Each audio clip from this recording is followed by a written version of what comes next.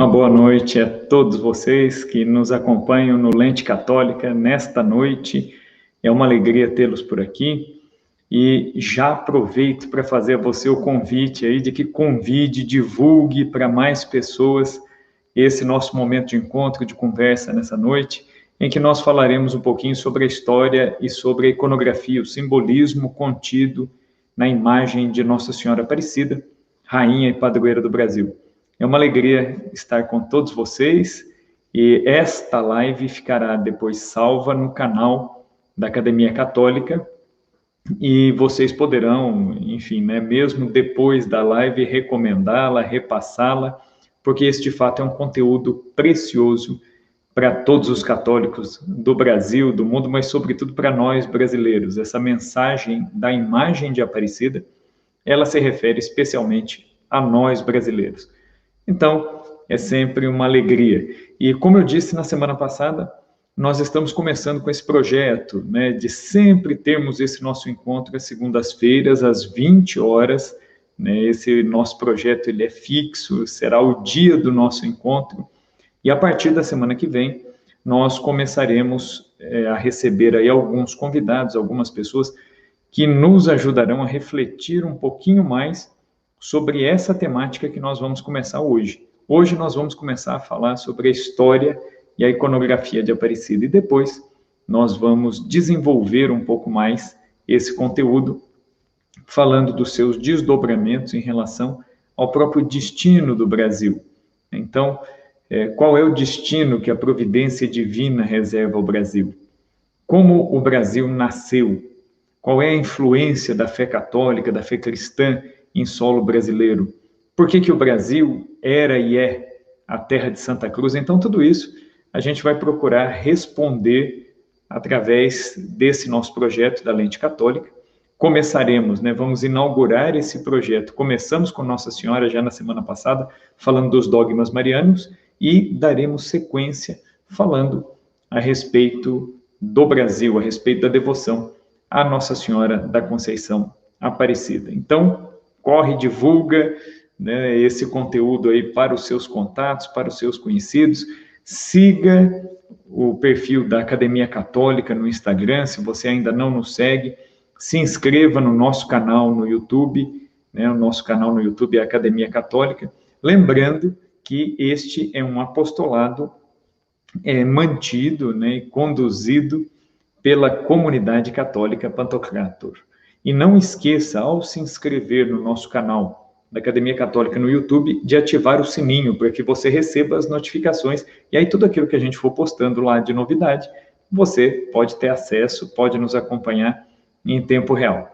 Muito bem, então fica aí o nosso convite. Aqui no chat da nossa conversa aqui de hoje, você já vai encontrar essas informações, tá bom? Então tudo isso está aqui embaixo, é só nos acompanhar. Já faço o convite também a você que está entrando agora, a ficar conosco, a permanecer conosco aqui no dia de hoje. Sejam muito bem-vindos. E eu gostaria de fazer um desafio a vocês que nos acompanham. Coloque aí no chat de onde você nos acompanha. Vamos ver de onde as pessoas estão nos acompanhando aí, por esse Brasil todo, em que, justamente no dia de hoje, falaremos da nossa padroeira comum, Nossa Senhora da Conceição Aparecida. Eu sou o Rafael Tonon, professor, historiador, sou leigo consagrado da comunidade católica Pantocrator, e na noite de hoje terei o prazer de conversar, de apresentar um pouquinho essa temática da história e da devoção e da iconografia de Nossa Senhora da Conceição Aparecida. Então, fique com a gente. E para a gente começar esse nosso assunto, nada melhor do que pedirmos a Deus, pedirmos a Nossa Senhora que nos abençoe nesta noite. Então, vamos fazer a nossa oração inicial e já começamos a discutir o nosso tema. Em nome do Pai, do Filho e do Espírito Santo. Amém. Vinde, Espírito Santo, enchei os corações dos vossos fiéis e acendei neles o fogo do vosso amor. Enviai o vosso Espírito e tudo será criado, e renovareis a face da terra. Oremos. Deus, que instruíste os corações dos vossos fiéis com a luz do Espírito Santo, Fazer que apreciemos retamente todas as coisas, segundo o mesmo Espírito, e gozemos sempre da sua consolação. Por Cristo, Senhor nosso. Amém. Nossa Senhora, nossa Mãe, Rainha e Padroeira do Brasil, nós nos entregamos nas mãos de Jesus, pelas tuas mãos nesta noite. Pedimos a sua bênção, Mãe Santíssima, sobre todos nós, sobre nossos familiares, nossos amigos, sobre todas as pessoas que estão sofrendo, que estão nos hospitais, as pessoas que estão em recuperação, as pessoas que estão sofrendo por conta da pandemia. Todas estas pessoas nós colocamos nas tuas mãos, Mãe Santíssima. Especialmente no dia de hoje, nós te entregamos todas as pessoas que faleceram no dia de hoje, todos os familiares destas pessoas que estão sofrendo, e queremos consagrar todas essas nossas intenções, entregar a Jesus, colocar no coração de Jesus, no início deste mês de junho, que é o mês dedicado ao Sagrado Coração de Jesus, todas essas nossas intenções, e o fazemos pelas tuas mãos, pela tua intercessão, Mãe Santíssima. Ave Maria, cheia de graça, o Senhor é convosco, bendita sois vós dentre as mulheres, e bendito é o fruto do vosso ventre, Jesus. Santa Maria, Mãe de Deus, rogai por nós, pecadores, agora e na hora de nossa morte. Amém. O Senhor nos abençoe, nos guarde, em nome do Pai, do Filho e do Espírito Santo. Amém. Se você chegou agora, escreva aí no chat de onde você está nos acompanhando, aí coloque, a gente quer saber, né, de onde você nos acompanha, qual é a sua cidade, qual é a sua paróquia, né, e já vamos aproveitar também para rezar, para colocar as intenções aí de todos vocês que nos acompanham. Muito bem, a respeito da iconografia de Aparecida, da história de Aparecida, o que é verdade, o que é lenda, entre as histórias que nós ouvimos desde criança, aquilo que às vezes nós lemos, alguma notícia que a gente tem ouvido, afinal de contas, quais são os fatos que nos ligam a esta devoção tão importante? Então, vamos pegar do começo a coisa, né? O Brasil, nós podemos dizer que é uma nação que nasceu católica. E antes mesmo, né, de ser batizado, né, se assim nós podemos dizer, o Brasil já tinha um sinal, digamos assim, de eleição. O Brasil já estava destinado, né, nos caminhos da providência divina, a uma grande missão em relação ao seu povo, em relação, inclusive, ao mundo. Né? E como que a gente sabe disso? Né? De onde que eu estou tirando essas informações? Né? Vamos voltar um pouco na história do Brasil, então. Geralmente a gente fala da história do Brasil a partir do dia 22 de abril de 1500, que foi exatamente quando as caravelas de Cabral chegaram aqui. Quando as caravelas de Cabral chegam aqui, aportam aqui no Brasil, nós temos já alguns sinais muito interessantes, muito curiosos, né, da presença de Deus em nossa terra. Um primeiro sinal interessante é o fato de que a esquadra de Cabral, ela era formada por cavaleiros da Ordem de Cristo.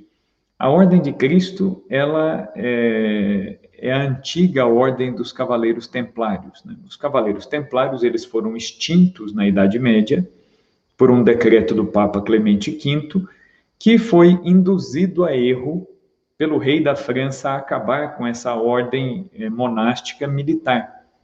Então, o que acontece? Né? Lá no contexto lá da Idade Média, os muçulmanos estavam impedindo a chegada dos cristãos aos lugares santos, na Terra Santa.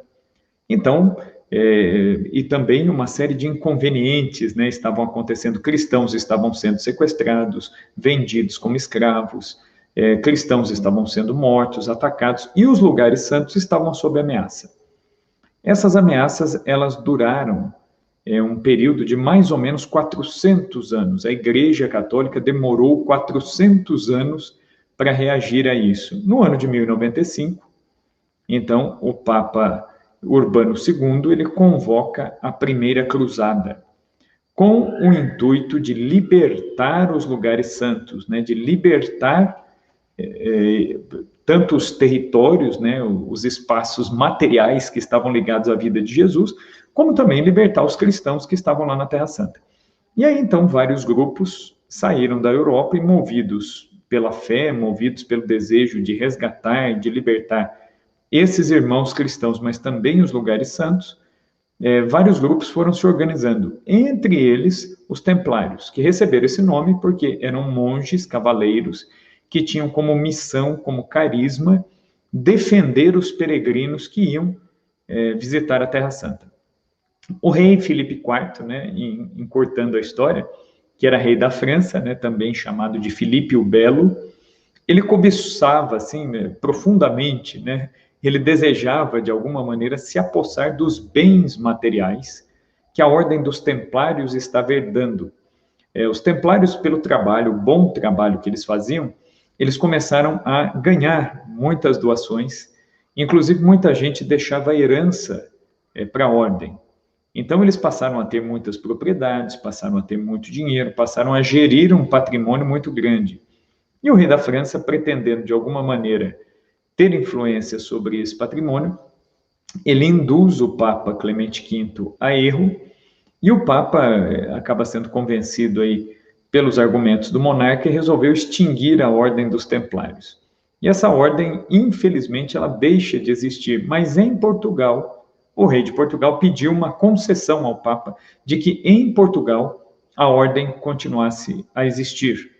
E essa concessão ela foi dada ao reino de Portugal especialmente. Só que o Papa deu um conselho, falou, então, em Portugal, vocês terão que alterar um pouquinho os estatutos desta ordem religiosa e também vão ter que alterar o nome. Então, eles mudaram o nome de Cavaleiros do Templo, né, de Salomão, os Templários, para Ordem de Cristo.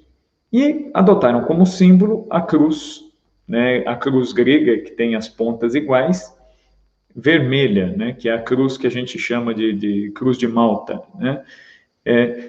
Então, esses cavaleiros portugueses incorporaram. E esses cavaleiros portugueses passaram a fazer o mesmo trabalho que os templários faziam, mas se dedicando em outros lugares, em outros espaços. Entre eles, passaram a se dedicar bastante à navegação. E foram justamente eles que chegarão no Brasil no ano de 1500. Então, nós temos, entre os navegadores que vieram para o Brasil, muitos consagrados, muitos celibatários, pessoas que devotavam sua vida à causa de Cristo e o faziam na navegação, o faziam no campo militar, certo? Então, esse já é um fato interessante. Mas um outro fato que às vezes a gente se esquece, antes mesmo do chamado descobrimento do Brasil, a identidade católica de Portugal, indiretamente, já falava do Brasil e dos outros domínios de Portugal. Por quê? Portugal era um território que só ficou independente já no século XII. Então, Portugal era um condado, né, que inclusive era chamado de Condado Portucalense, e Portugal foi dada, né, o território de Portugal foi dado como um dote de casamento.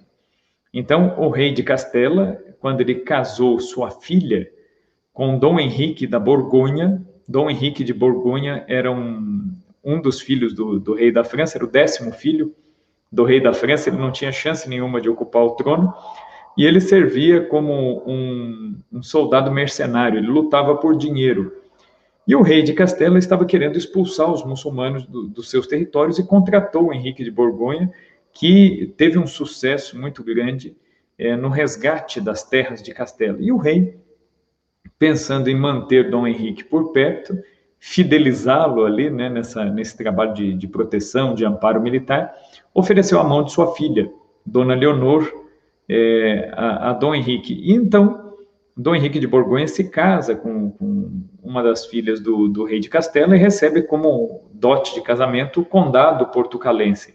Depois, o filho de Dom Henrique de Borgonha, que é Dom Alfonso Henriques, depois da morte do pai, proclamará a independência deste território que vai se tornar Portugal.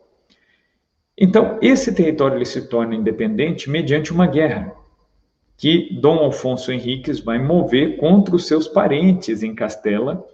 E essa guerra ela foi definida na chamada Batalha de Ourique. Né? Nós podemos dizer que aí está a certidão de nascimento de Portugal. E o curioso é que nessa Batalha de Ourique, Antes de ir para a batalha, Dom Afonso Henriques fez uma vigília, ele passou a noite dentro de uma igreja rezando, e os seus soldados também, e as crônicas da época narram que Dom Afonso Henriques teve uma visão de Cristo crucificado, que disse a Dom Afonso Henriques que daria a ele a vitória, mas ele teria a missão de levar a fé cristã aos seus súditos ali em Portugal e em todos os territórios que a providência divina viesse a confiar a Portugal. Ou seja, o Brasil já está aí. Na Idade Média, no século XII, Nosso Senhor prometeu ao rei de Portugal, que o assistiria, o acompanharia, o abençoaria, mas Portugal tinha uma missão de levar a fé cristã. Então, nós podemos dizer que o Brasil, ele nasceu não tanto por uma questão, como às vezes a gente aprende na escola, não tanto por uma simples busca por especiarias ou matérias-primas diversificadas. Isso também, isso era uma realidade.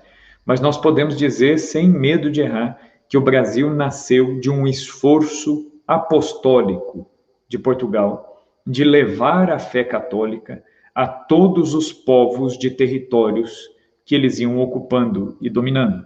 E Portugal, de fato, fez isso. Os portugueses levaram o evangelho até a China, em Macau.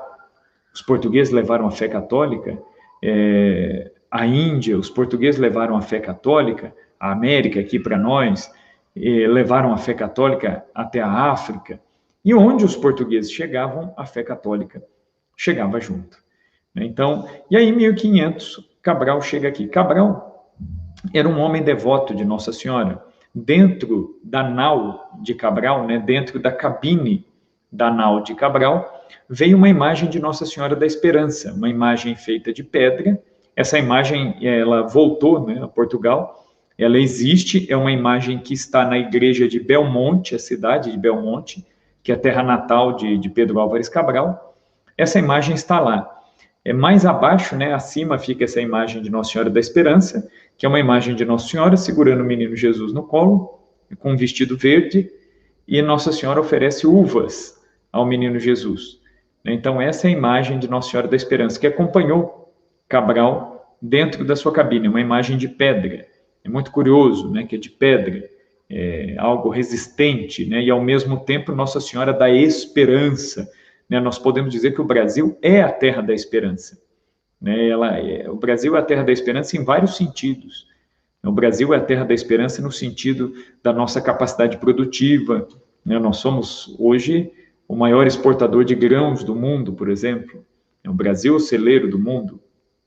E o Brasil, de certa forma, também é um celeiro de vocações. Quantos missionários, leigos, sacerdotes, religiosas saem do Brasil hoje para evangelizar, inclusive, a Europa. Nós recebemos a fé católica da Europa e hoje nós retribuímos aquilo que nós recebemos através do nosso esforço missionário. A comunidade católica Pantocrator mesmo tem casas fora do Brasil. Nós temos uma casa no Peru e temos casas na França, ou seja, lá no Velho Mundo, de onde a fé veio, hoje nós retribuímos, nós devolvemos a fé a uma sociedade já descristianizada, que é a realidade que se encontra ali na Europa.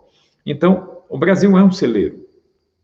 Então, é curioso, é a terra da esperança. Então, Nossa Senhora da Esperança acompanhou Cabral. Essa imagem, hoje, ela está lá, na igreja de Belmonte, um pouco abaixo dela, foi colocada uma imagem de Nossa Senhora Aparecida, fazendo esse link, essa ligação Brasil-Portugal.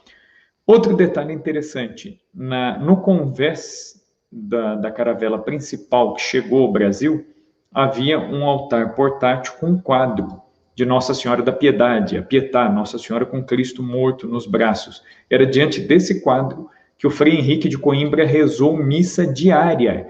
Os portugueses tiveram missa todos os dias durante sua viagem de Portugal para o Brasil. E o Brasil, nós podemos dizer que ele nasce na Santa Missa, porque o descobrimento do Brasil se dá no tempo pascal, dia 22 de abril, era tempo da Páscoa, estava dentro da oitava da Páscoa, naquele ano de 1500.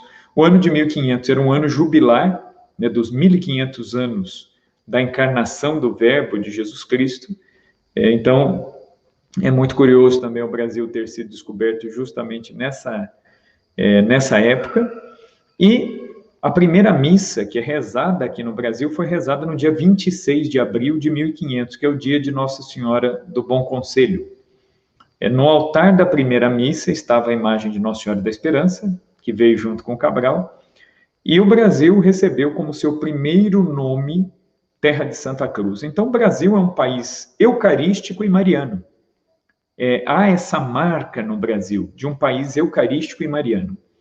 Os missionários jesuítas chegaram aqui em 1549.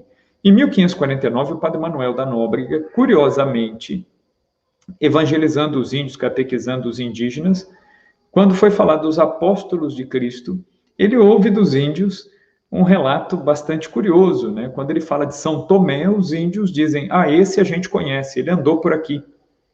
E os índios chegaram a mostrar aos padres marcas, né, de pés nas pedras, não só de um lugar, mas de vários lugares do litoral brasileiro.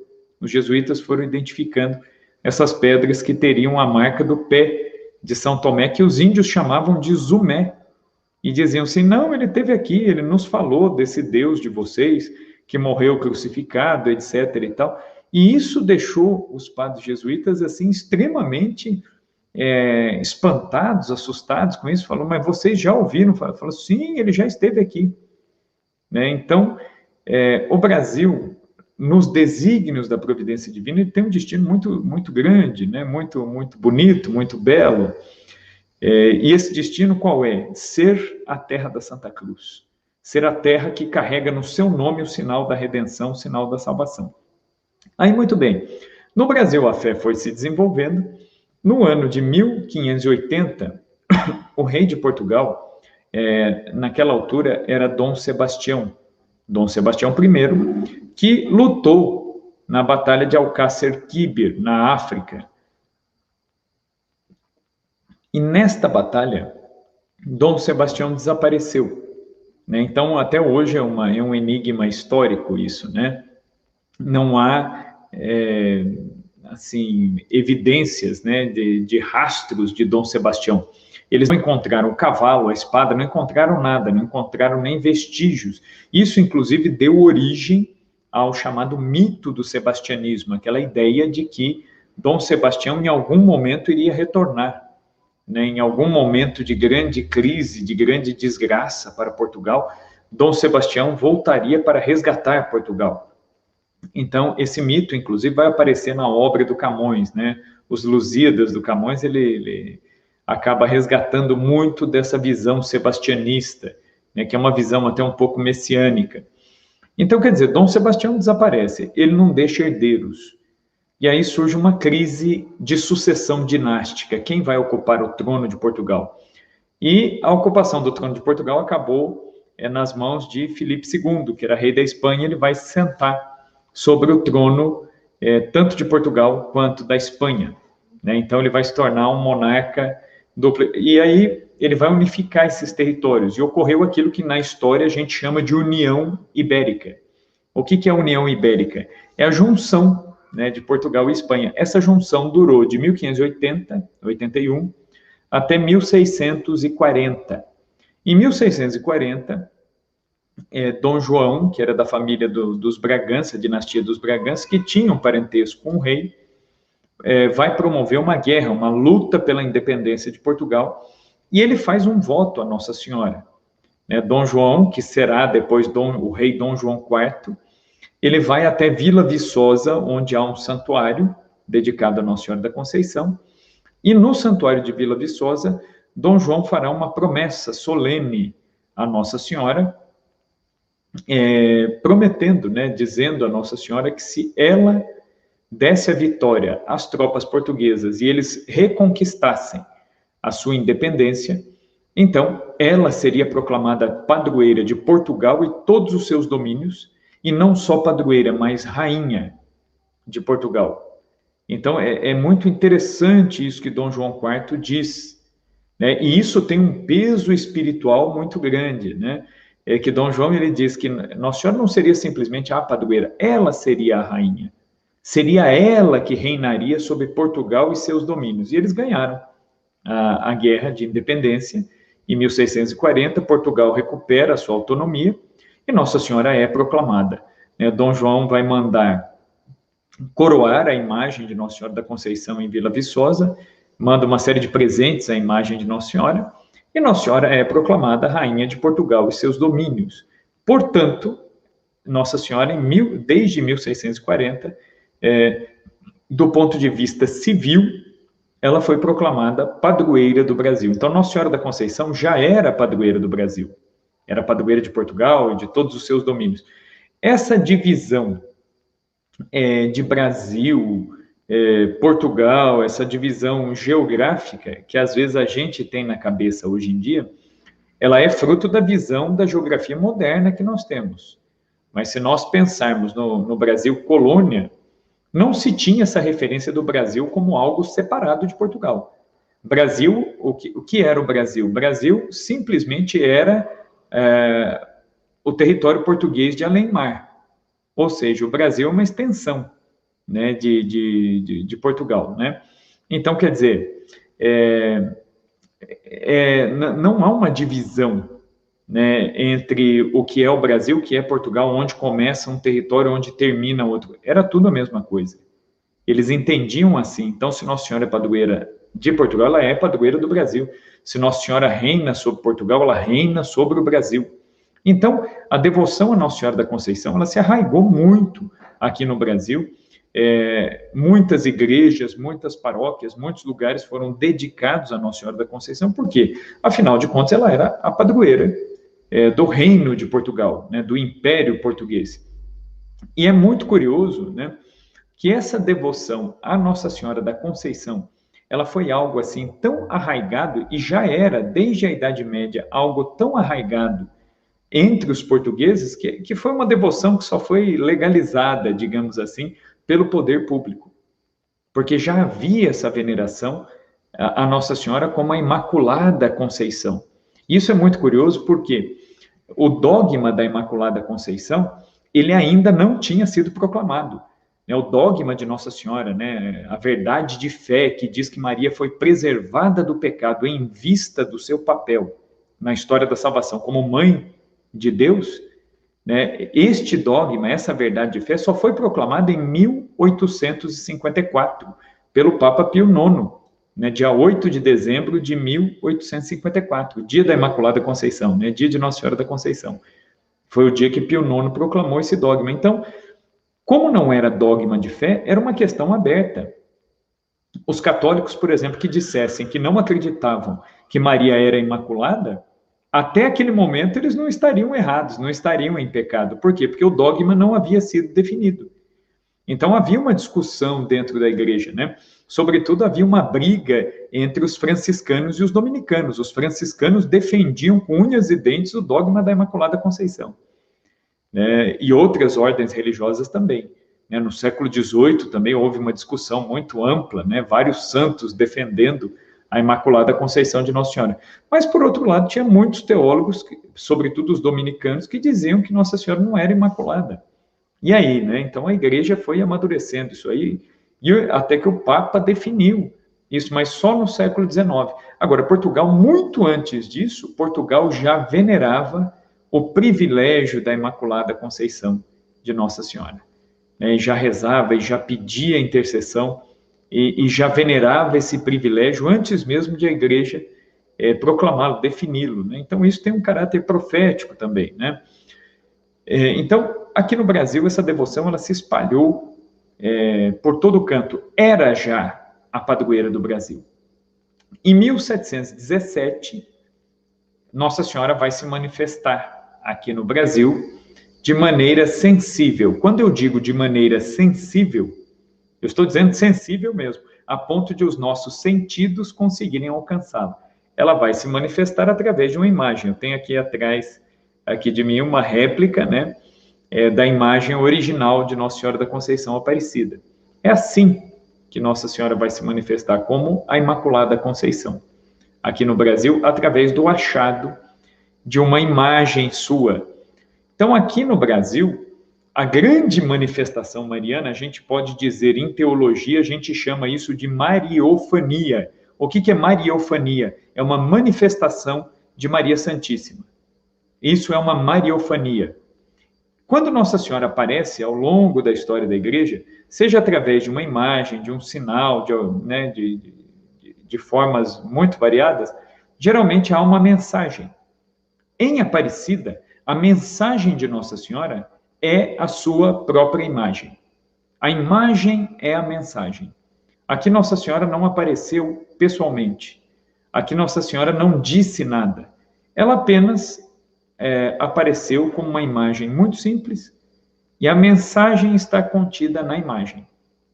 Com o passar dos séculos, a imagem de Nossa Senhora foi revestida com manto, com coroa, com toda a dignidade que ela merece, afinal de contas, ela é a rainha e padroeira do Brasil. Só que tem um porém.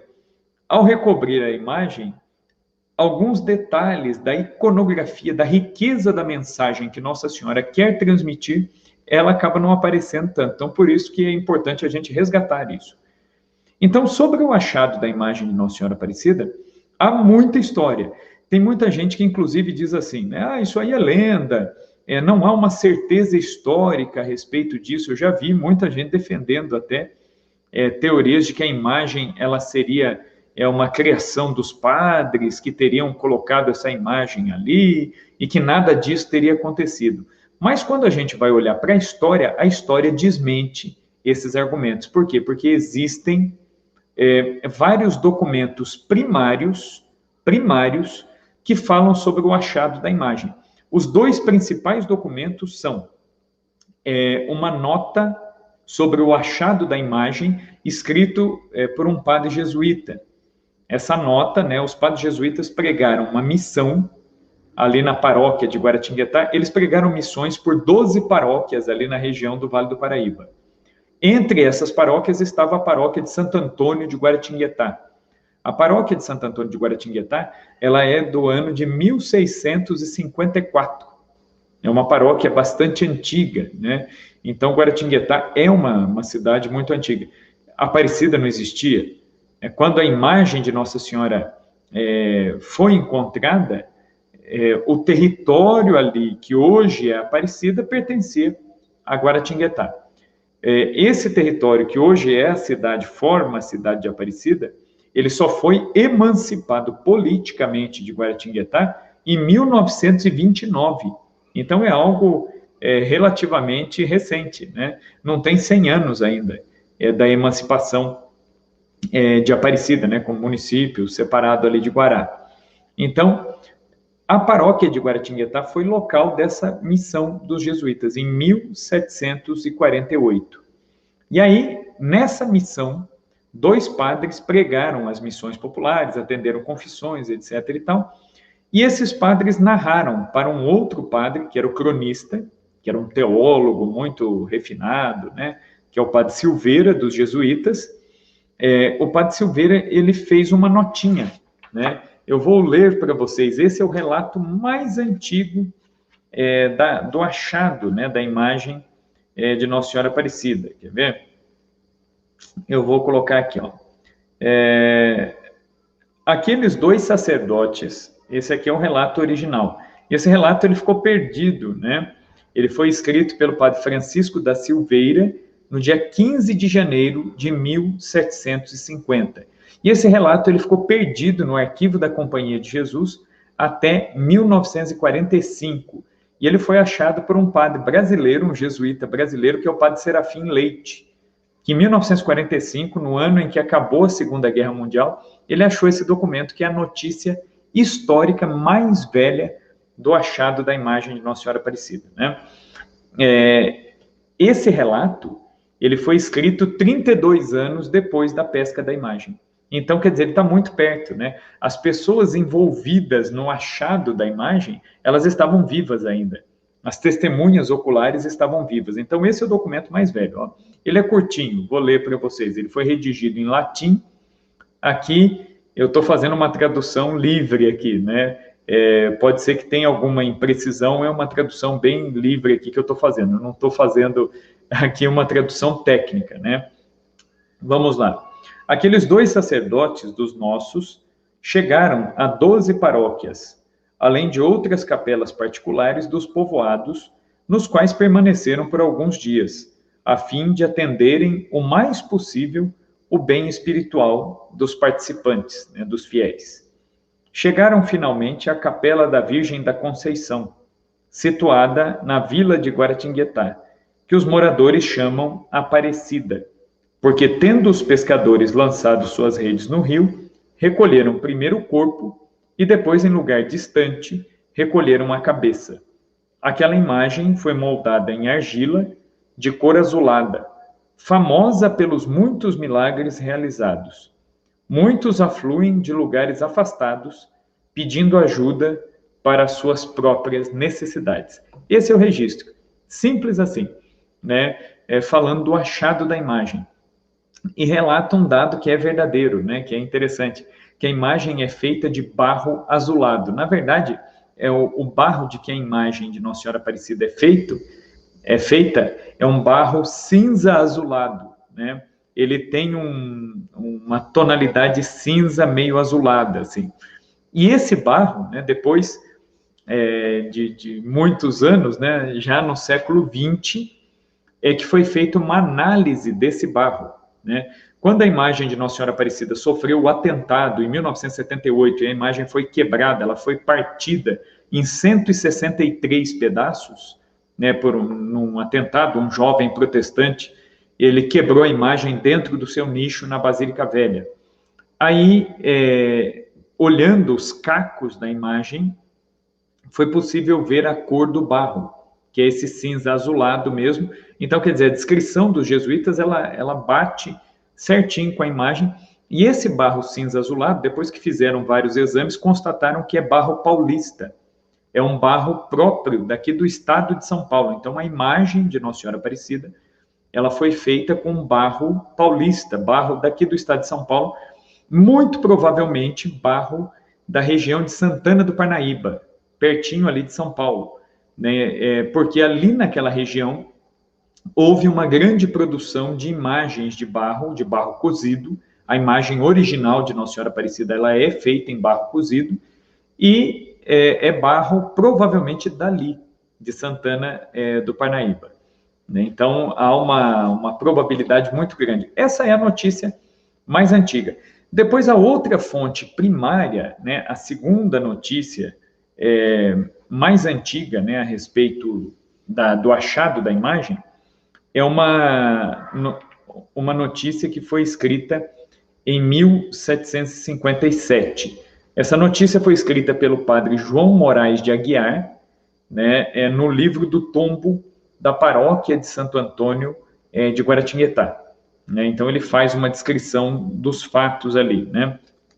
Essa narrativa do padre Aguiar, ela narra como que a imagem foi encontrada, quem encontrou, ele vai dando as circunstâncias e os locais. Né?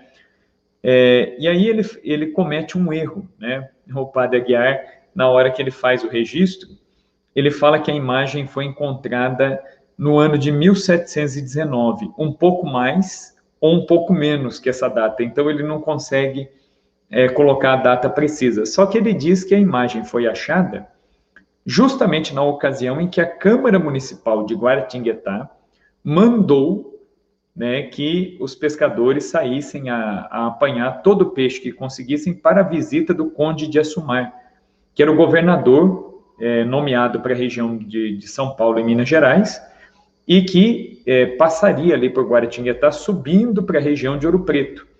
E aí, nos registros da coroa portuguesa, fala-se que o Conde de Assumar passou por Guaratinguetá em 1717, em outubro, na segunda quinzena de outubro de 1717. Então, é entre o dia 12 e 15 de outubro mesmo, né? Então, a data do dia 12 de outubro, onde hoje a gente celebra, né, a festa de Nossa Senhora Aparecida, ela é a data um pouco mais próxima do dia do encontro da imagem. O dia exato, infelizmente, ele não foi registrado, então a gente não sabe o dia exato, né? E aqui o padre faz uma narrativa curtinha também. Essa narrativa dele é uma narrativa fluente, até gostosa de ler, e ela parece muito, essa narrativa que o padre faz, com aquelas narrativas da pescaria milagrosa de Jesus no Evangelho, de Jesus ensinando à beira-mar, né? Há uma semelhança muito grande com o Evangelho, né? Muito curioso, né? O modo como esse achado da imagem se deu.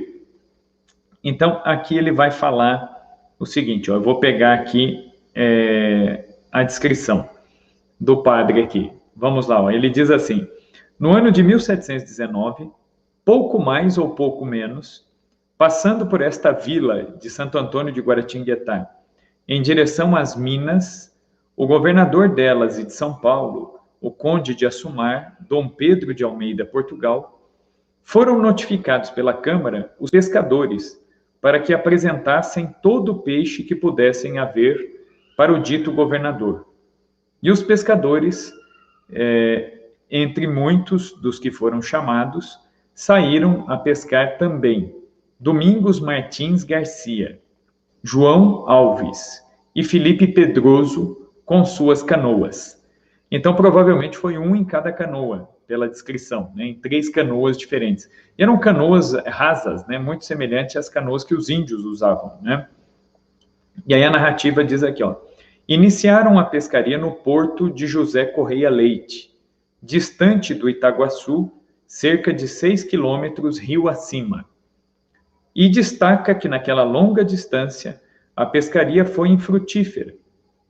Principiando a lançar as suas redes no porto de José Correia Leite, os pescadores continuaram até o porto do Itaguaçu, distância bastante, sem tirar peixe algum.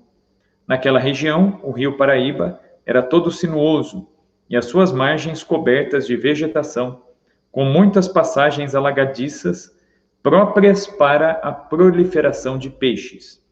No porto de Itaguaçu, porém, deu-se fato notável. João Alves apanha na sua rede de rasto o corpo de uma pequena imagem. Repetindo os laços, retira mais abaixo, a uma certa distância, também a cabeça. E lançando neste porto, tirou o corpo da senhora sem a cabeça. Lançando mais abaixo outra vez a rede, tirou a cabeça da mesma senhora. Não sabendo nunca quem ali a lançara. Ele guardou a imagem em um tal ou qual pano e, continuando a pescaria, não tendo até aquele momento tomado peixe algum, dali por diante a pescaria foi tão copiosa que em poucos lanços os pescadores, receosos de naufragarem pelo muito peixe que tinham nas canoas, se retiraram para suas casas, admirados deste sucesso. Então é curioso, quem pesca a imagem é o João Alves, mas ele não fica com a imagem de Nossa Senhora, né? A imagem, ela é passada ao Felipe Pedroso, que era o mais velho dos 3. Então, o Felipe Pedroso, ele vai fazer um oratório de paus, muito tosco, muito simples, vai colocar na casa dele, e aos sábados à noite, ele vai reunir a vizinhança para cantar o terço e o ofício da Imaculada. E eles ficam surpresos, né, com os milagres que começam a ocorrer. Então, eles notaram que essa imagem, ela não era simplesmente uma imagem como qualquer outra. Talvez, né, quando eles acharam o corpo, eles poderiam ter pensado, né, bom, né, isso aqui é uma imagem quebrada, alguém deve ter lançado no rio, então, eles poderiam muito bem lançar de volta. Mas o que chama atenção é o seguinte, o que chama muito atenção nessa narrativa aí, é o seguinte, quando a gente olha para esse achado da imagem e olha lá para o Rio Paraíba, eu morei em Aparecida, né? Eu não falei aqui no começo, mas eu fui seminarista redentorista e eu morei lá em Aparecida, estive no seminário lá um tempo, e olhando o Rio Paraíba, é um rio muito largo, é um rio que tem um volume de água muito grande. Então é muito curioso que uma imagem pequena e uma imagem oca por dentro conseguisse chegar até a rede, né? Então, o mais natural seria que essa imagem afundasse, até porque a imagem original de Nossa Senhora Aparecida, embora ela seja oca, ela é pesada, né? É uma imagem que ela tem 2,5 kg. Eu tenho aqui atrás uma obra que foi produzida, né, por um artista ali do Vale do Paraíba. Essa imagem ela foi esculpida pelo artista pindamonhangabense, né, chamado Felipe Calipo. O Felipe Calipo ele reproduz imagens seiscentistas, né, imagens da época do Brasil Colônia. É um artista muito capaz, muito competente, e ele que fez esta imagem, me enviou esta imagem. Essa imagem, ela é a reprodução da imagem de Nossa Senhora Aparecida, inclusive ela é feita na mesma proporção. A imagem de Nossa Senhora Aparecida, a imagem original, ela tem exatamente este tamanho. 36 centímetros é o tamanho dela. Não é uma imagem muito grande, ela é uma imagem pequena. É uma imagem de barro cozido e ela é oca por dentro, né? Vejam vocês, vou mostrar aqui. Isso aqui é uma imagem no estilo da imagem original de Nossa Senhora Aparecida. É uma imagem feita com barro cozido. Essas imagens, elas são feitas, geralmente elas são maiores quando elas são feitas, e elas são colocadas num forno para assar, como tijolo. E essas imagens, quando elas são assadas, elas diminuem de tamanho. Então, esta imagem de Nossa Senhora Aparecida aqui, que eu mostro para vocês, ela é uma reprodução mesmo de como a imagem original era. Então, é uma imagem muito simples, mas é uma imagem pesada, e isso intrigou os pescadores. Como que essa imagem ela veio parar na rede? Como que essa imagem não afundou, né? Então, guardaram. A narrativa diz, né, até que os pescadores guardaram em tal ou qual pano. Pegaram ali um pano dentro da canoa e embrulharam o corpo. E o local onde eles acharam a cabeça da imagem é uma cabeça pequena. Num caudal, né, num volume de água daqueles, é algo impossível. Ainda mais o tamanho da cabeça da imagem, ela vaza pela trama da rede facilmente. Então, isso chamou a atenção, né, porque eles acham o corpo mais acima, no porto de Itaguaçu, que é onde hoje tem a capela, na beira ali do Rio Paraíba, né, o local do encontro da imagem, e a cabeça ela é encontrada bem mais para baixo, né, coisa de 2 quilômetros para baixo. Então, como que a cabecinha desta mesma imagem foi achada? Então, o encontro da imagem, ele já é um prodígio, ele já é um milagre. E os pescadores notaram isso, eles falaram, não, isso aqui é prodigioso. E em seguida vem a pesca milagrosa, né, a pesca muito frutuosa a ponto de quase afundar as canoas. No Evangelho há uma narrativa assim, né, que Jesus manda os apóstolos lançarem a rede. Quando eles obedecem Jesus, a pescaria ela se torna extremamente frutuosa e eles ficam com medo de também quase romper as redes, né, de tanto peixe que pegaram. É o caso de Aparecida. E aí depois vem os prodígios, o milagre das velas e os outros milagres que vão ocorrendo. E tudo isso vai atraindo muita gente para a capela, né, de Aparecida. Tanto que o padre, né, o padre Vilela, que era o pároco de Guaratinguetá, um franciscano, né, também defensor da Imaculada Conceição de Nossa Senhora, né, como todo franciscano era, ele vai mandar erigir uma nova capela. Então, a imagem de Nossa Senhora, inicialmente, ela fica na casa do Felipe Pedroso. Depois ela vai passar para a beira da estrada, onde hoje tem a capela de São Geraldo, lá em Aparecida. Existe uma igreja no local dessa capelinha, né, que já era mais distante do rio, já era na beira da estrada dos tropeiros, que era o caminho para Minas Gerais, né, era a estrada que dava acesso ali para Minas Gerais. Então, a imagem vai ficar muito tempo ali nessa capela, uma capela aberta, onde as pessoas tinham acesso diretamente à imagem original, rezavam diante dela. Depois foi construída uma outra capela, junto da casa de Atanásio Pedroso, que é o filho do Felipe Pedroso. O Felipe Pedroso deu a imagem ao seu filho, que construiu uma outra capela. Essa outra capela de Nossa Senhora, ela fica mais na parte central da cidade de Aparecida, onde era o antigo colégio La Salista de Aparecida. É perto do seminário Bom Jesus, ali em Aparecida, para quem conhece um pouquinho. Existe ali uma capela, um pouco para frente da Santa Casa de Aparecida, e era um antigo colégio. Hoje em dia, eu não tenho certeza, mas eu acho que o seminário de Aparecida funcionou ali, depois um colégio, enfim. Mas existe essa capelinha. Esse local é onde era a casa do Atanásio Pedroso. A imagem ficou ali um tempo, e depois o padre Vilela vai mandar construir uma capela que vai ser inaugurada no dia 26 de julho de 1745, no Morro dos Coqueiros, que é onde está a Basílica Velha.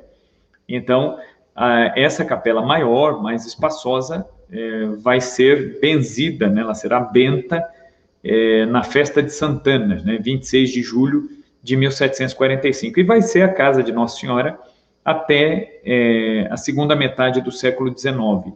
Na segunda metade do século XIX é que vai ter lugar aí a construção da Basílica Velha.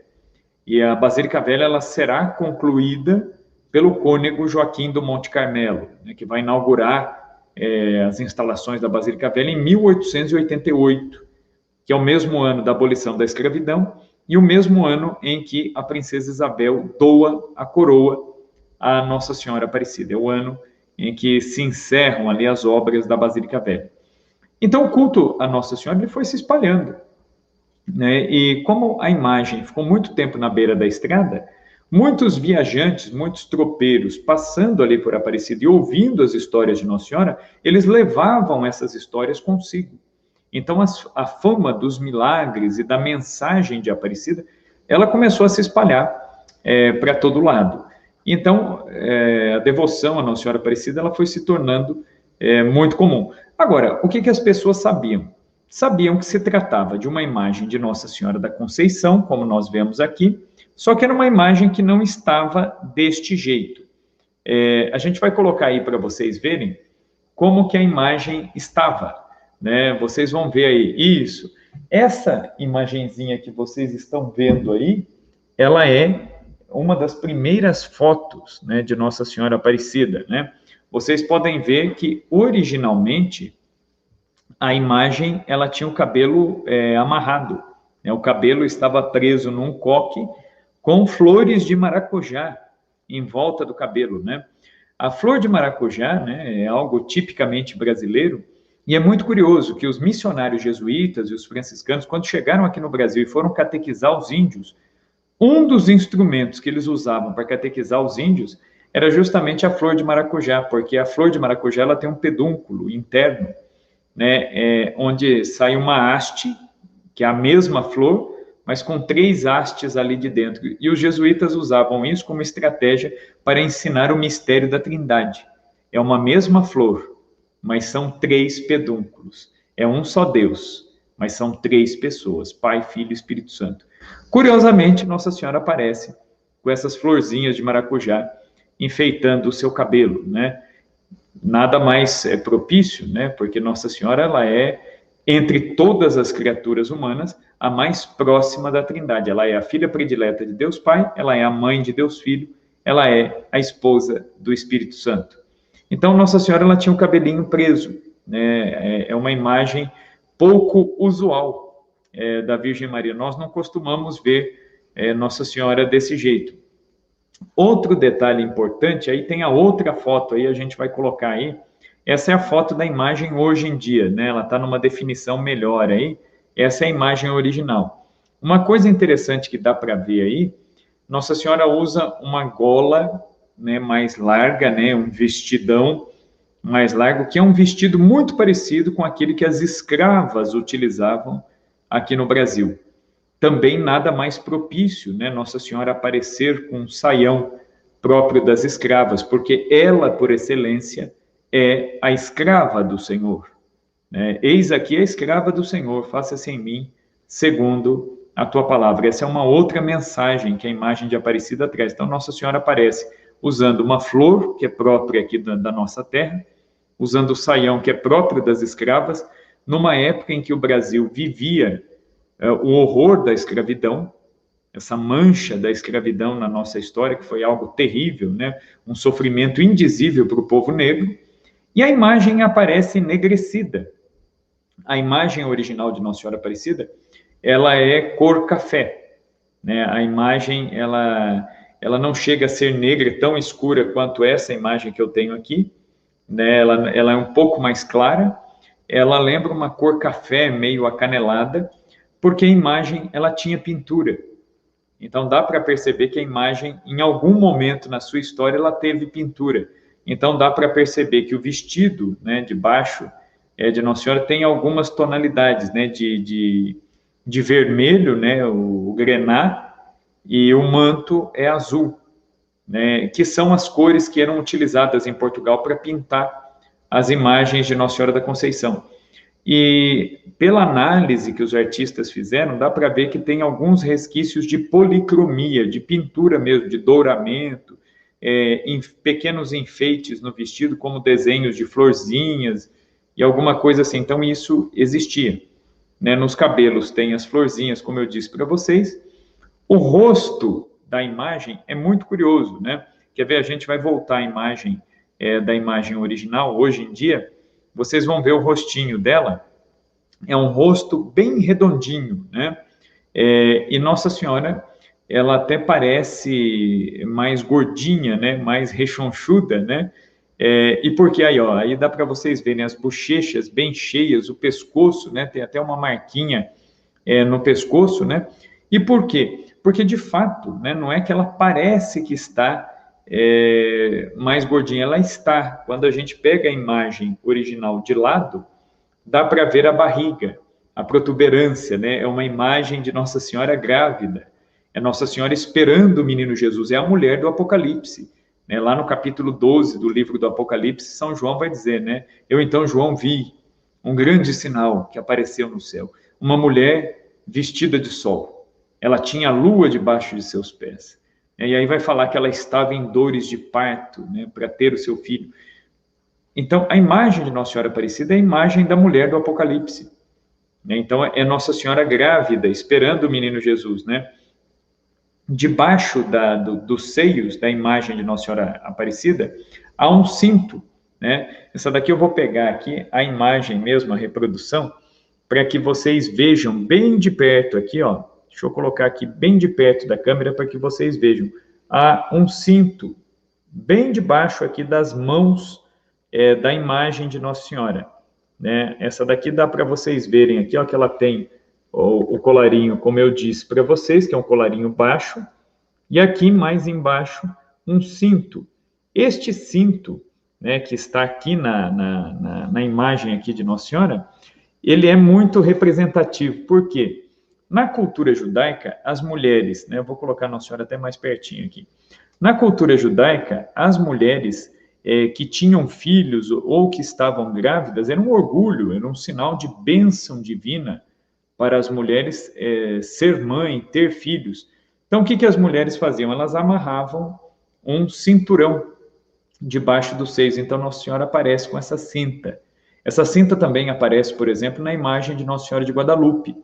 Então, a imagem de Nossa Senhora de Guadalupe é também uma imagem da Imaculada Conceição grávida, de Maria grávida, de Maria esperando o menino Jesus. Então, aqui nós temos esse detalhe iconográfico tão importante, que é o cinto. É o sinal da maternidade de Maria, Maria esperando o menino Jesus. Se a gente olhar a imagem de lado, dá para ver aqui, né? A barriga aqui, né?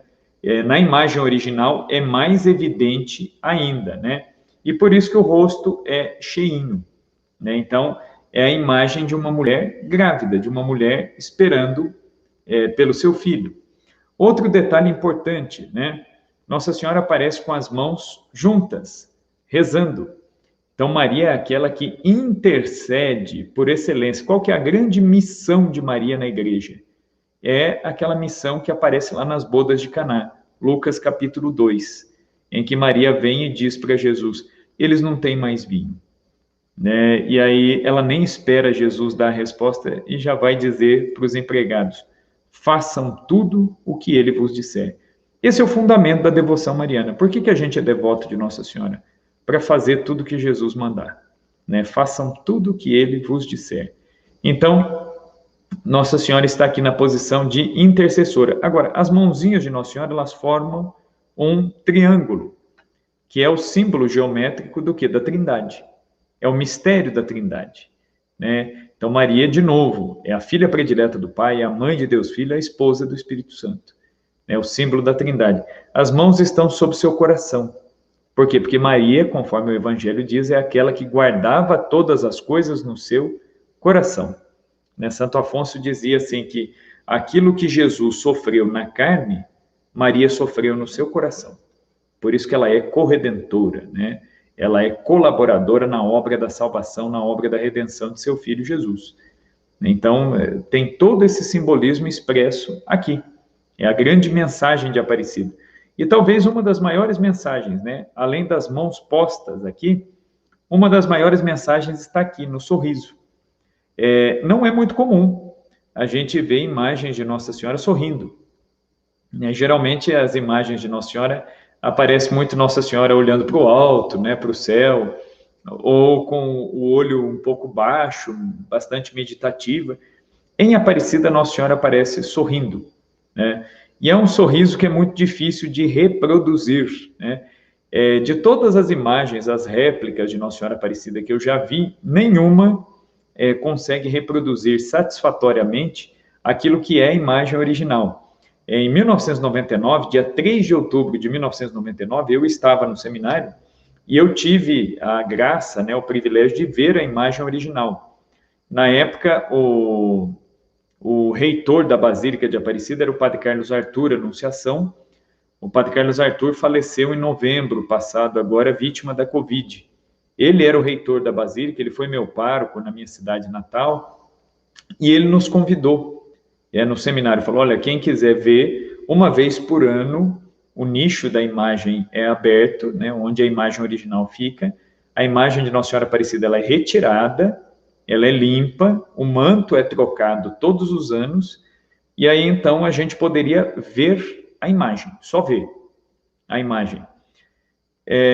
Mas a emoção, né, dos funcionários da Basílica, nós seminaristas estávamos lá, os funcionários, o pessoal da limpeza, todo mundo parou o seu trabalho, todo mundo parou aquele momento para ver a imagem de Nossa Senhora Aparecida. Até as cozinheiras do convento pararam ali, né, para ver. A imagem foi retirada e eu me lembro bem, né, que foi muito curioso ali no dia, que os padres, as freiras, até os funcionários e nós seminaristas, nós pedimos se a gente poderia beijar a imagem de Nossa Senhora. E a imagem é muito antiga, uma imagem que tem mais de 300 anos, né, a imagem original. E o reitor da Basílica, que era o padre Carlos, ele ficou um pouco ressabiado, né, ele falou, é uma imagem muito antiga, então não pode, aí ele olhou para o cardeal, que era o Dom Aloysio Loscheider, né, o bispo de Aparecida, ele olhou para o cardeal, como quem diz, e aí, né, o que a gente faz?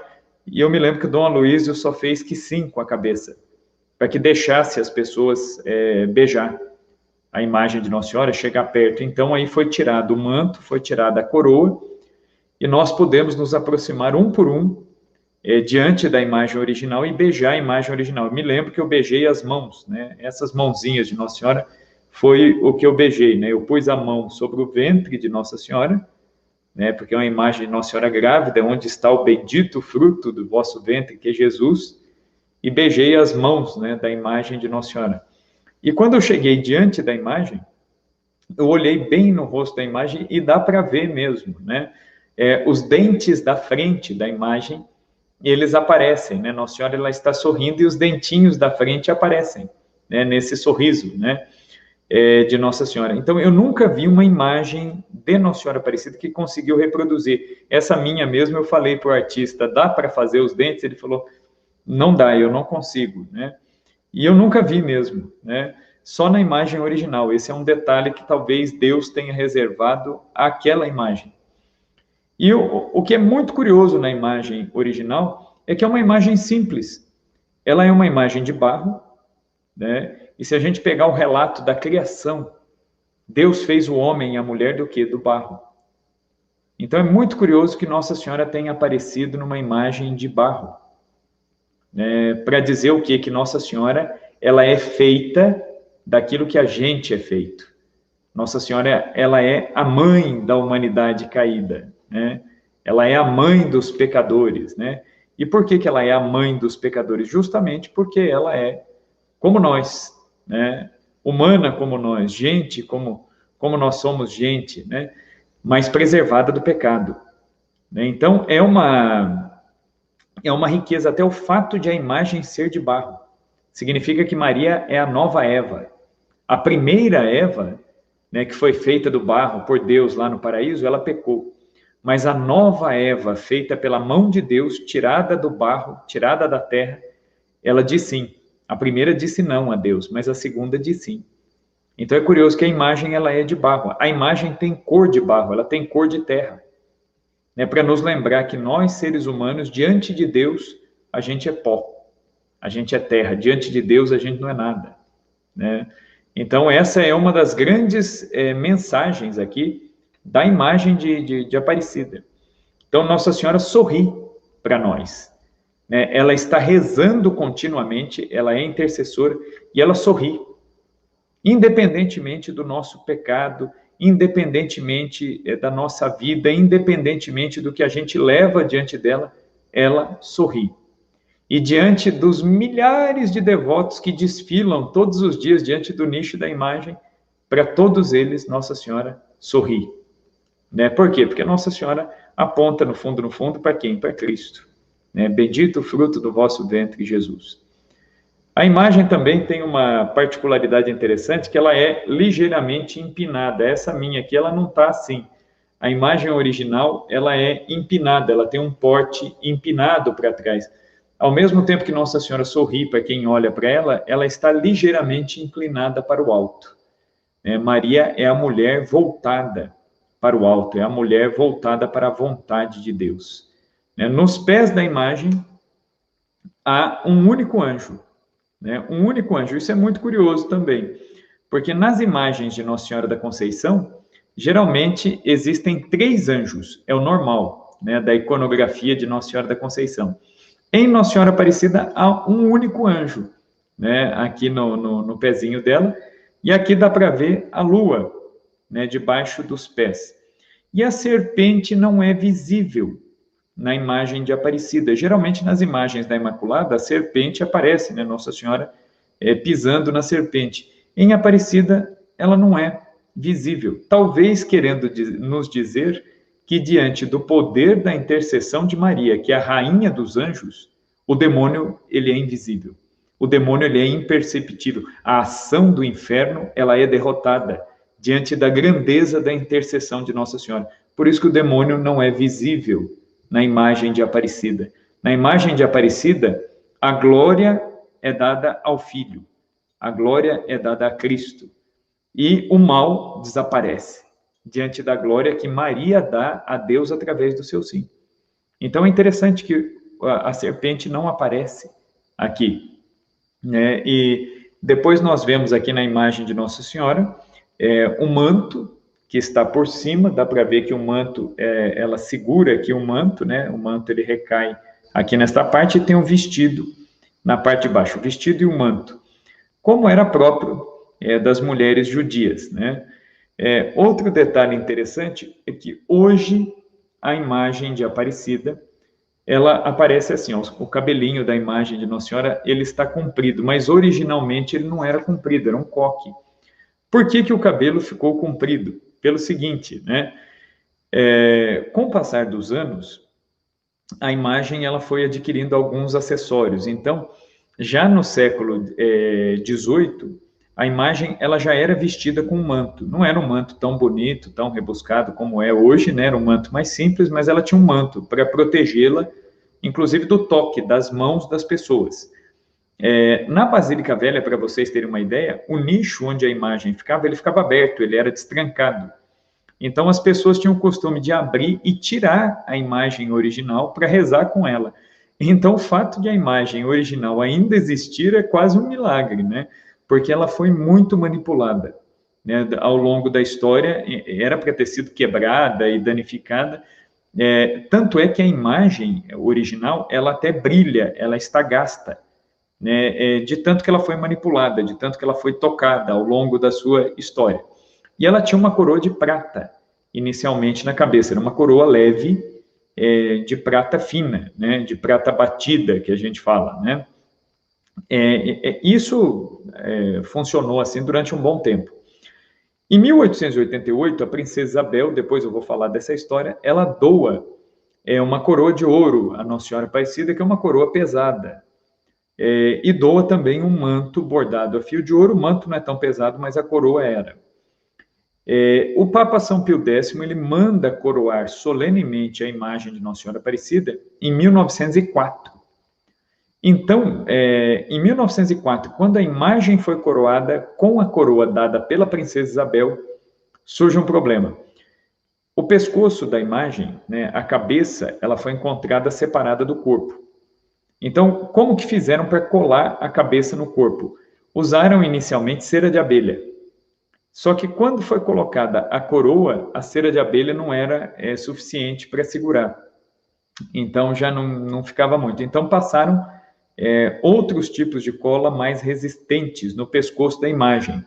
E também não segurou. Né? Com o tempo, ia soltando, né? E o peso da coroa também ia forçando muito a cabecinha da imagem, podendo danificar a imagem, né? Um símbolo tão especial, tão sagrado. Então, os padres redentoristas que cuidam lá da Basílica começaram a ficar preocupados aí com isso e começaram a tentar achar uma solução. Aí, beleza, passaram uma cola um pouco mais resistente, só que para que os fiéis pudessem ver a imagem dentro da Basílica Velha, e pelo fato de a imagem ser tão pequena, o que fizeram? Colocaram lâmpadas elétricas dentro do nicho da imagem. As lâmpadas elétricas esquentavam a imagem e derretiam a cola. E aí também surge outro problema, que aí derrete a cola, danifica a cola, então não dá para garantir, né, que o pescoço ficaria estável por muito tempo. Então, em 1945, foi encontrada uma solução. Qual foi a solução? O padre Alfredo Morgado, é um missionário redentorista já falecido, né? Eu fui descobrir quando eu tinha 14 anos que foi ele que restaurou a imagem de Nossa Senhora Aparecida. Eu fui coroinha do Padre Morgado desde criança. Eu fui coroinha dele desde os 7 anos de idade e nem imaginava, nem suspeitava que ele era o restaurador da imagem, né? Eu nasci em São João da Boa Vista. Em São João da Boa Vista tem uma casa dos missionários redentoristas e eu nem suspeitava. Aí, com 14 anos, eu li um livro falando da história de Aparecida, vi o nome do padre, aí fui perguntar se era ele mesmo, ele achou até graça, né, a respeito disso, né, e aí ele falou, não, fui eu, tal, e até me contou alguma coisa da restauração, né. A Amanda está perguntando aí, né, se o contato do artista que faz essas imagens, se é possível conseguir. Sim, dá para conseguir o contato dele. Pelo Instagram, vocês acham ele. Podem falar lá no Instagram. Olha, o Rafael Tonon falou de você. O nome dele é Felipe Calipo, né? É o nome desse artista aí de Pindamonhangaba. Podem procurar por ele, é muito competente, faz um trabalho muito bacana. E aí, então, o que acontece? Isso, Felipe Calipo, aí, ó, a Academia Católica colocou o nome dele aí. Vocês vão conseguir achar. Aí, e ele produz essas imagens aqui relativamente rápido. Foi ele que fez e me mandou essa, né? Então, é muito bom o trabalho dele. Recomendo bastante. E aí, o Padre Morgado, ele me contou lá, e o próprio relato do livro contava que o que foi feito? Foi colocado um pino, como a imagem era oca, a imagem original, foi colocado um pino de prata, né, dentro da imagem toda. A imagem foi preenchida com barro. Eles pegaram um barro mais ou menos do tipo, né, que é o barro da imagem mesmo, preencheram a imagem e para fixar a cabeça no corpo, o Padre Morgado pegou o barro e aumentou os cabelos da imagem, porque geralmente as imagens de Nossa Senhora da Conceição, Nossa Senhora tem o cabelão comprido, né? Então, eles alteraram aqui um pouquinho a iconografia da imagem, esticaram os cabelos como uma maneira de prender a cabecinha no corpo, né? E aí a imagem ficou com esse aspecto aqui, que eu tenho aqui nas minhas mãos. Então, esse é o aspecto da imagem hoje. Então, a partir disso aí, a imagem ela se alterou um pouquinho, né, do que era, né, mas é a mesma imagem, né, é a mesma imagem, é o mesmo material. Há uma notícia histórica sobre isso e há uma mensagem. nesta iconografia aqui de Aparecida. Depois, hoje não vai dar tempo, aí na próxima live, semana que vem, a gente comenta um pouquinho a respeito da ligação de Nossa Senhora Aparecida com a Princesa Isabel. Na semana que vem, estará aqui conosco a Dona Helena. A Dona Helena, ela é consagrada da comunidade católica Pantocrator. Para quem nos acompanhou aí no nosso terço, né, nós fizemos os 25 dias de oração pelo Brasil, e nós usávamos uma jaculatória, né, pedindo a Nossa Senhora Aparecida, né, rainha e padroeira do Brasil, imperatriz do Brasil, que rogasse pela nossa terra de Santa Cruz. Esta jaculatória, ela foi elaborada pela Dona Helena. E aí, na semana que vem, ela vem conversar com a gente aqui para nos contar um pouco dessa experiência de oração, dessa experiência de devoção na vida dela em relação a Nossa Senhora Aparecida e como que nasceu essa ideia dessas lives de oração que nós fizemos na comunidade Pantocrator e como que surgiu a invocação, a jaculatória que ela nos ensinou a rezar. E aí a gente vai comentar um pouquinho do papel da Princesa Isabel nesse contexto, tá bom? Se você quiser nos enviar a sua pergunta, nós já estamos nos minutinhos finais e eu consigo responder algumas perguntas ainda, né? Então você pode deixar a sua pergunta no chat e aí eu consigo ainda responder algumas perguntas, né? Então, a devoção de Aparecida, ela traz uma série de mensagens para nós brasileiros, né? Uma mensagem de esperança, é uma mensagem de olhar para a Mãe de Deus que sorri para nós, de olhar para a Mãe de Deus que mantém as mãos postas, né? Um dado muito curioso a respeito da iconografia de Aparecida é que a imagem, quando ela sofreu o atentado em 78, a imagem foi quebrada em vários pedaços. E as mãos da imagem de Nossa Senhora Aparecida não se quebraram. Uma das partes que não se quebrou foi justamente as mãos e o ventre, que é onde Jesus está, né? Então, as mãozinhas postas, elas se mantiveram, o ventre se manteve, para nos dizer, Maria continua, mesmo tendo a sua imagem quebrada, mesmo tendo a sua imagem profanada, o seu ventre continua íntegro, ela continua a gerar e nos dar Cristo, e continua a rezar por nós. Então, Maria é uma mãe que também nos gera para a graça, do mesmo jeito que ela gerou Jesus em si, ela nos gera para a graça, intercedendo por nós, rezando por nós, né? Então, essa é a grande mensagem, né, para nós hoje, né? E há uma ligação com outras aparições marianas também, né, com outras tantas devoções marianas. Tá bom? Agradeço muitíssimo a participação de todos vocês que ficaram conosco, que nos acompanharam. Espero que isso tenha sido um auxílio para a sua devoção a Nossa Senhora, que isso amplie a sua devoção, seu amor, a curiosidade em conhecer mais para amar mais. Inscreva-se no nosso canal, divulgue as nossas lives, sempre às segundas-feiras, às 20 horas. Semana que vem com a Dona Helena, conversando a respeito do papel da Princesa Isabel, e ela vai contar um pouquinho sobre o desenvolvimento da devoção, né, de Nossa Senhora Aparecida a partir de uma invocação que ela desenvolveu, que ela fez ali. Uma perguntinha aqui. Quantos papas tiveram contato com a imagem de Nossa Senhora Aparecida na Basílica?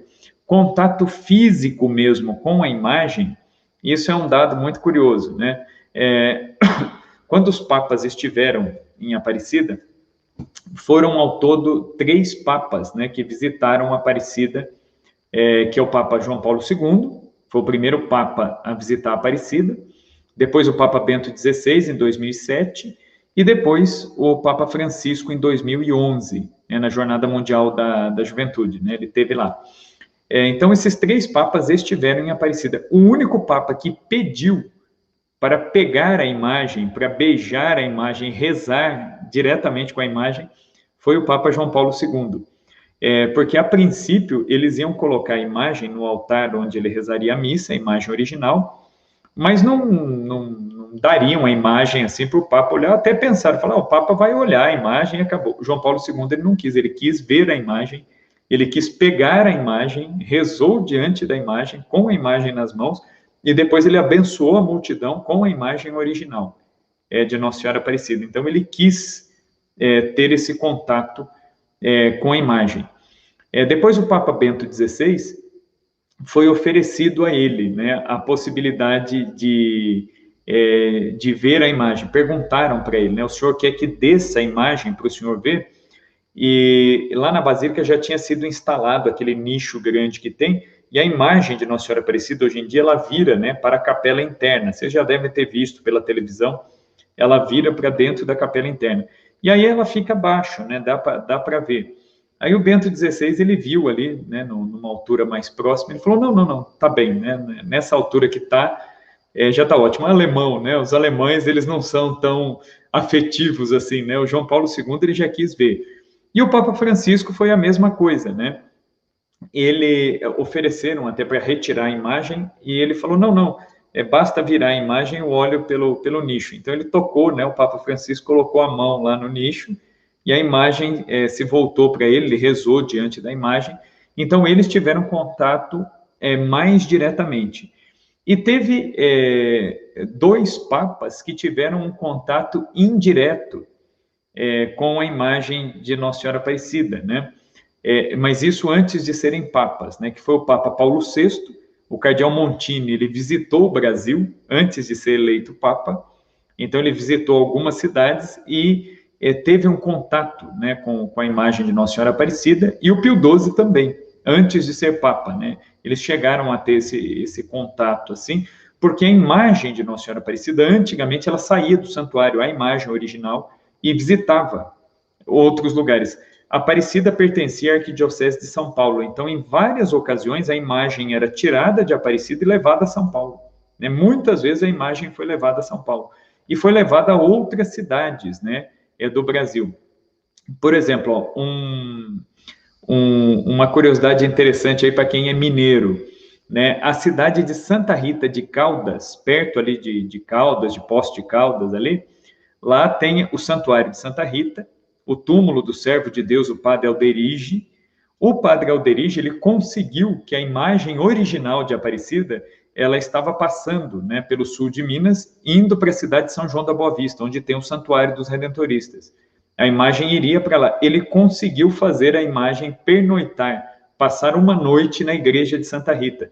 E aí foi construído, quando você entra no Santuário de Santa Rita, em Santa Rita de Caldas, do lado direito tem um nicho na parede, onde está uma imagem de Nossa Senhora Aparecida. Aquele nicho foi construído para abrigar por uma noite a imagem original de Nossa Senhora Aparecida. Então a imagem visitou ali.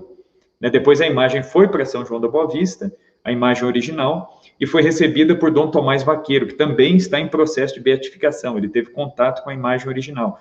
Então, se a gente for ver, tem muitos santos que tiveram contato. O padre Donizete, que é beato, né, o beato Donizete de Tambaú, ele curava as pessoas por intercessão de Nossa Senhora Aparecida, né, invocando Nossa Senhora Aparecida, que é a invocação de Nossa Senhora da Conceição, né? Outra perguntinha que tinha aí é o processo de restauro da imagem, né? A restauração da imagem, resumidamente aqui, para a gente encerrar, como que ela foi feita? Eu conheci, né, os padres, na minha época de seminário, eu conheci vários padres que estavam lá na ocasião do atentado. Então, eles contam que foi um desespero, né, a questão da quebra da imagem, né?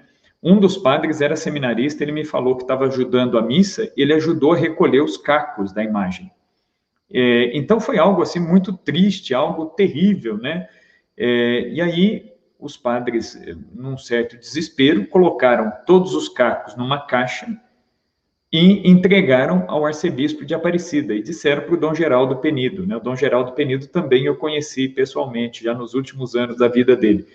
E perguntaram ao Dom Geraldo, e aí, o que nós vamos fazer? O Dom Geraldo falou, eu vou telefonar para o Vaticano, para pedir uma orientação. E telefonou para o Museu do Vaticano, e falou, olha, nós estamos com a imagem original, a imagem milagrosa de Nossa Senhora Aparecida, ela foi quebrada, e a gente quer saber se vocês têm alguém que restaura a imagem, que nós vamos mandar a imagem para Roma, vocês restaurem a imagem, e aí o próprio bispo disse, se vocês fizerem isso rápido, eu levo e espero, né? E depois eu trago a imagem de volta para o Brasil para devolver a imagem ao povo, né? Que a imagem pertence aos brasileiros, né?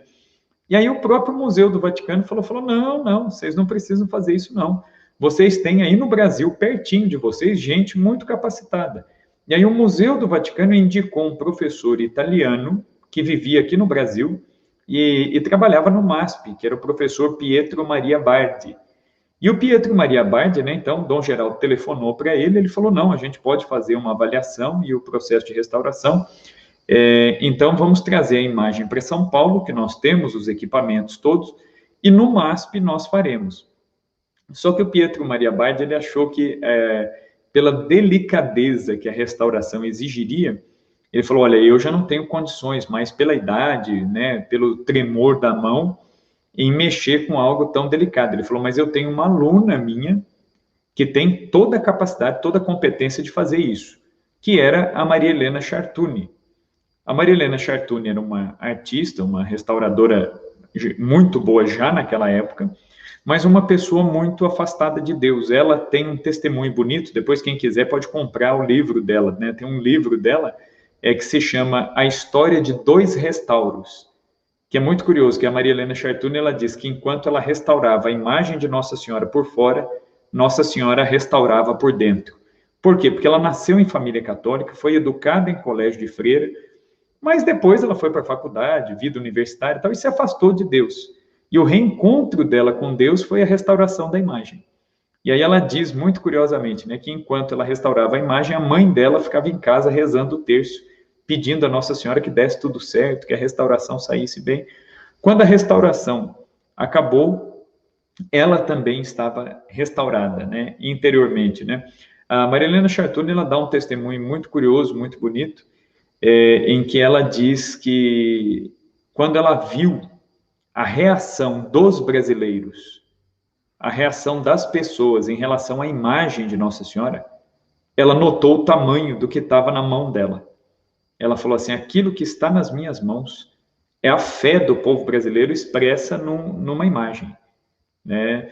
E ela notou isso, ela falou assim, e ela acompanhou, né, uma parte do trajeto para devolver a imagem no santuário, né? E ela mesma conta, ela narra isso no livro, que a imagem foi colocada num caminhão de bombeiros, dentro de uma redoma de vidro, e ela falava assim, os caminhões paravam na Dutra, para dar passagem a Nossa Senhora, os caminhoneiros paravam e subiam em cima das cargas e descobriam as cabeças e se ajoelhavam e acenavam para Nossa Senhora e colocavam as mãos juntas e rezavam. Ela falou, isso aqui não é só uma imagem. Então, o que está por detrás disso aqui é a veneração à pessoa da Mãe de Jesus. Então, e de fato, né, a imagem de Aparecida ela é só o símbolo, né? Mas o que está por detrás é muito maior, né? Que é o amor, a devoção que se tem à Mãe de Jesus, que é também nossa mãe, a mãe dos brasileiros. Eu espero ter contribuído aí um pouquinho mais aí com a devoção de cada um de vocês à Nossa Senhora Aparecida. Semana que vem a gente continua. Nós vamos ter uma série aí de 5 lives falando sobre a devoção à Nossa Senhora Aparecida. Então, semana que vem eu espero vocês. Segunda-feira, 20 horas. Divulgue a nossa live, passe aí para os seus contatos, os seus amigos, e esta live vai ficar salva no canal da Academia Católica. Se você sabe que tem aquele seu amigo, aquele seu parente que não pôde assistir agora ao vivo, encaminhe para ele, né? Manda o link para ele, com certeza isso fará muito bem, né? Santo Afonso de Ligório dizia que o verdadeiro devoto de Maria não se perderá jamais. Então, guardemos isso na cabeça e no coração. Tchau, tchau, uma boa noite para todos vocês e até semana que vem. Semana que vem eu espero vocês. Salve Maria!